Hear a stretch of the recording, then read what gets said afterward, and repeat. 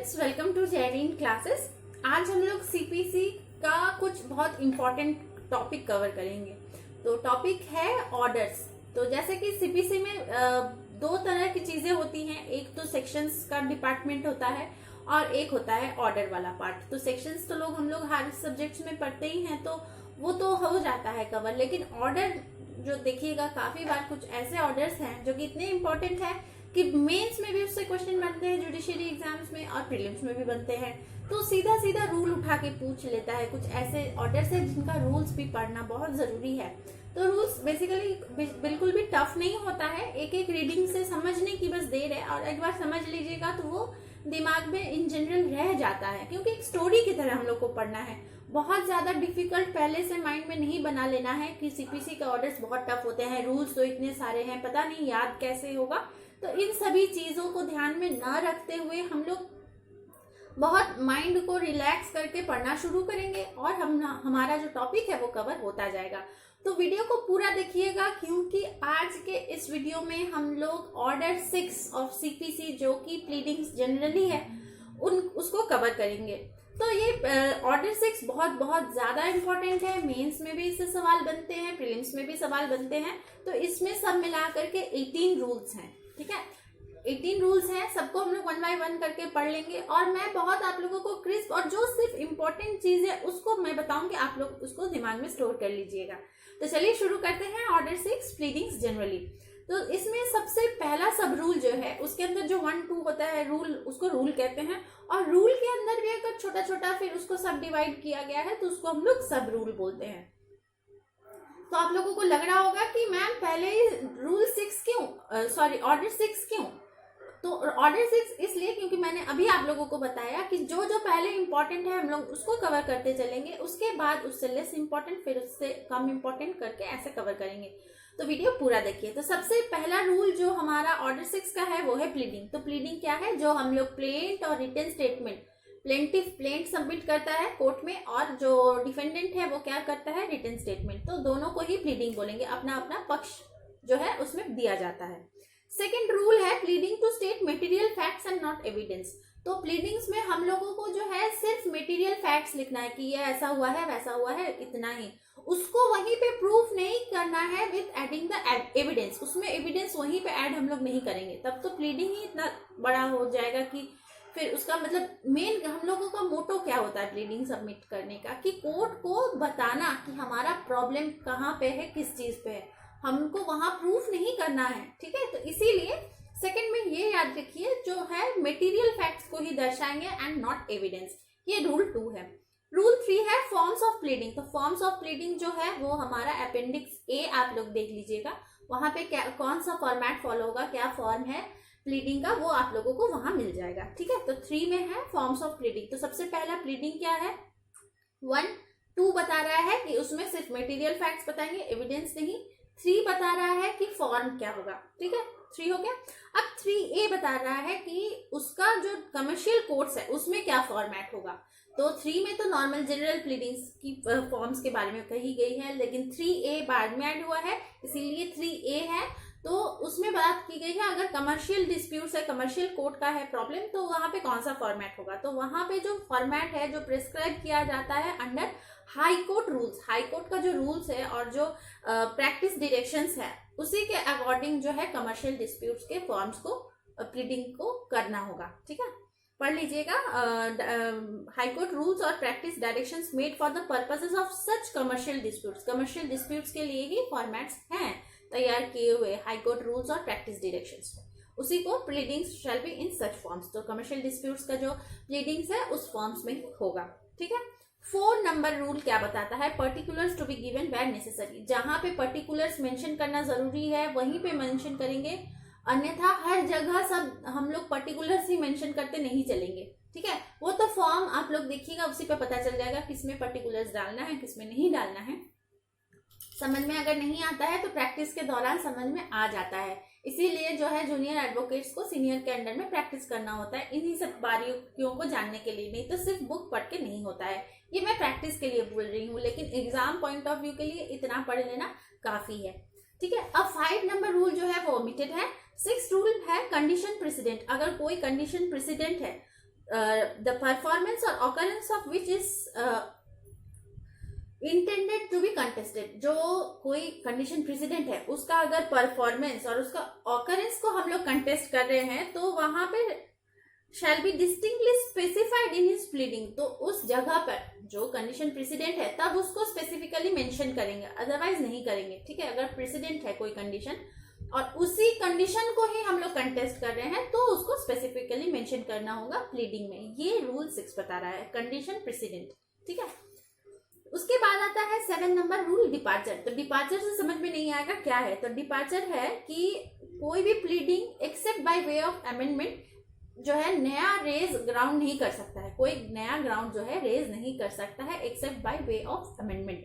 तो no pleading except by way of amendment raise any new ground of claim और allegation of fact inconsistent with the previous pleading. जो पहले pleading सर्व किया गया court के पास, उसके बाद बिना अमेंडमेंट के सेकंड जब हियरिंग है, प्रोसीडिंग स्टार्ट हो रही है, ट्रायल स्टार्ट हो रही है, हम लोग उसमें अमेंड करके नया चीज नहीं ला सकते हैं खुद से। तो प्रॉपर अमेंडमेंट के थ्रू ही जो है वो आएगा accept by way of amendment. ठीक है, ये हो गया डिपार्चर, इसको बोलते हैं डिपार्चर। रूल 8 बात करता है डिनायल ऑफ कॉन्ट्रैक्ट, जहां पे where a contract allege in any pleading shall be construed only. ठीक है, कोई भी कॉन्ट्रैक्ट जहां पे एलिज हो रहा है किसी भी प्लीडिंग में उसी को कंस्टिट्यूट करना होगा डिनायल ऑफ कॉन्ट्रैक्ट में, कि क्यों हम लोग कंस्टिट्यूट कर रहे हैं। ठीक 8 हो गया। 9 नंबर रूल क्या है? 9 नंबर रूल है effect of document to be stated. ठीक है, सपोज कोई डॉक्यूमेंट्स पे ही क्वेश्चन अराइज हो रहा है तो प्लीडिंग में पूरा डॉक्यूमेंट का ट्रू क्या क्या लिखा है डॉक्यूमेंट में वो नहीं कहेंगे। प्लीडिंग में सिर्फ उसका इफेक्ट, उस डॉक्यूमेंट का क्या इफेक्ट है वही चीज मेंशन करेंगे प्लीडिंग में। अनलेस एंड अनटिल किसी स्पेसिफिक टर्म्स को लेके प्रॉब्लम है उस डॉक्यूमेंट का या कोई पार्ट को लेके प्रॉब्लम है तो ही उसको कोट करेंगे, अदरवाइज प्लीडिंग में डॉक्यूमेंट के इफेक्ट को बता देना ही सफिशियंट होता है। यही रूल 9 कह रहा है। अब रूल 10 बात करता है malice knowledge etcetera, bad intention को लेकर के। तो यहाँ पे रूल 10 में जहाँ पे wherever it is material to allege malice, किसी डॉक्यूमेंट या किसी चीज के मैलिस को या बैड इंटेंशन को, नॉलेज को ही अगर मटेरियल है उसी चीज को अगर हम लोग क्लेम मतलब एलिज कर रहे हैं तो it shall be sufficient to allege the same as a fact without setting out the circumstances from which it has been arised या इन्फर। तो पूरा सर्कमस्टांस को या सिचुएशन को ही वहां पे प्लीडिंग पे मेंशन करने की जरूरत नहीं है। सिर्फ उसको कि इसमें इसका बैड इंटेंशन था या इस चीज का इसको नॉलेज था वही लिख देना काफी है। वो उसका बैड नॉलेज या उसका मलाइस वो चीज कहाँ से इन्फर हो रहा है, कौन से सर्कमस्टांस से, उस चीज को हम लोग प्लीडिंग में नहीं लिखेंगे। वो तो ड्यूरिंग ट्रायल वो चीज आ जाएगा सामने, लेकिन प्लीडिंग में सिर्फ उसका जो है फैक्ट को ही बताएंगे कि उसका हाँ उसका उसमें उसका बैड इंटेंशन था या इस चीज का कुछ भी मेंशन करना है कि इस अदर पार्टी का जो है वो नॉलेज ऑलरेडी से था, ये कैसे प्रूफ होगा इस सर्कमस्टांसेस को, तो उतना नहीं लिखेंगे, सिर्फ नॉलेज अदर पार्टी को था ये हम लोग प्लीडिंग में लिख देंगे। क्लियर। अब आते हैं रूल 11 नोटिस, जहां पे नोटिस को लेके ही किसी तरह का प्रॉब्लम हो। ठीक है, एलिज कर रहे हैं नोटिस को ही। Wherever to allege notice to any person of any fact, matter or thing, it is sufficient to allege such notice as a fact. उस notice को ही as a fact allege कर रहे हैं, उतना ही sufficient है, unless the form or precise terms and circumstances are relevant या material। unless जो है उसका, जैसे मैंने पिछले 9 नंबर रूल में बताया इफेक्ट ऑफ डॉक्यूमेंट को ही लिखना जरूरी मतलब और सफिशिएंट होगा, वैसे ही 11 में भी यही कह रहा है इफेक्ट ऑफ नोटिस बता देना ही क्या है नोटिस में, उतना ही सफिशिएंट है। अनलेस एंड अनटिल जो नोटिस का कोई टर्म है वो अच्छा नहीं लग रहा है, उसी टर्म को हम लोग कंटेस्ट कर रहे हैं, एलिज कर रहे हैं, ला रहे हैं कोर्ट के पास कि नोटिस का ये टर्म या ये पार्ट हम लोगों को पसंद नहीं आया, ये इलीगल है कुछ भी, तो तभी उसको कोट करेंगे, अदरवाइज नोटिस का फैक्ट बता देना ही सफिशिएंट है। उसके बाद आता है 11th number rule implied contract और रिलेशन। ठीक है, इम्प्लाइड कॉन्ट्रैक्ट में क्या है, कोई भी इम्प्लाइड कॉन्ट्रैक्ट में जहां पे एनी कॉन्ट्रैक्ट और any relation between any persons, किसी पर्सन्स के बीच में कोई कॉन्ट्रैक्ट है या कोई रिलेशन है, is to be implied from a series of letters और conversations। बहुत सारे सीरीज ऑफ लेटर्स और कन्वर्सेशन से भी पता चलता है ना कि इन लोगों के बीच में सपोज कोई मेल करता है, उसका फिर रिप्लाई आता है, फिर उसका मेल होता है, इस तरह से सपोज पैसे दिए लेकिन वो वापस नहीं कर रहा है तो मेल किए, फिर ऐसे ऐसे करके एक सीरीज बनता है, लेटर्स बनता है कन्वर्सेशन का। तो it shall be sufficient to allege as a fact and to refer them generally without setting them in detail. तो उसमें पूरा कन्वर्सेशन को ही प्लीडिंग में हम लोग नहीं टाइप करके प्रिंट करवा लेंगे, ठीक है। सिर्फ इतना बताएंगे कि हाँ थ्रू लेटर इस डेट पे ऐसे ऐसे हमारी जो कन्वर्सेशन स्टार्ट हुई है वो हम लोग उसके बाद में जरूरत पड़े तो उसको एज ए एविडेंस हम लोग शो करेंगे, लेकिन प्लीडिंग में उसको नहीं देंगे। ये मैंने रूल 2 में ही आप लोगों को बता दिया था कि एविडेंस देने की जरूरत नहीं है, सिर्फ फैक्ट्स को ही स्टेट करना है प्लीडिंग्स में। रूल 13 बताता है प्रिजम्पशन ऑफ लॉ। जहां पे ऑलरेडी से ये कोर्ट को इन्फर हो रहा है, कोर्ट जो है उसके फेवर में ही प्रिज्यूम कर रहा है, वहां पे उसको फिर से एक्स्ट्रा कोई मैटर बताने की जरूरत नहीं है। Neither party need in any pleading alleged any matter of fact which the law presumes in his favour. जो पहले ही लॉ कह रहा है कि ये फेवर में है, तो उसमें उसको करने की कुछ अलग से जरूरत नहीं है जो ऑलरेडी फेवर में है। Presumption of law. 14 बताता है pleadings to be sign. Pleadings जो है वो साइन करना होगा पार्टीज द्वारा। 14A बताता है address of notice to be address for service of notice की, ठीक है। नोटिस कहाँ पे सर्विस करेंगे, तो जो एड्रेस वहां मेंशन किया जाएगा, फर्निश किया जाएगा स्टेटमेंट में, उसको रजिस्टर्ड एड्रेस बोलेंगे। हर बार रजिस्टर्ड एड्रेस में ही जो भी प्रोसेस भेजना होगा ड्यूरिंग सूट, तो उसी रजिस्टर्ड एड्रेस में भेजेंगे। और जो रजिस्टर्ड एड्रेस है वो 2 years तक वैलिड रहता है from shall hold good for a period of 2 years after the final determination of the cause or matter। Final determination के बाद भी जो है 2 years तक वो वैलिड रहता है, ठीक है। ये 14A की मैं बात कर रही हूँ।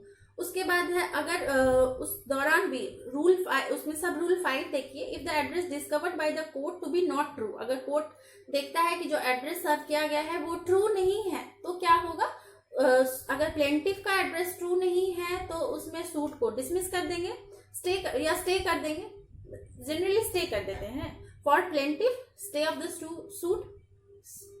और डिफेंडेंट के लिए उसका जो डिफेंस है, जो रिटन स्टेटमेंट में अपना डिफेंस वो किया है, उसको स्ट्रक आउट कर देंगे, ठीक है।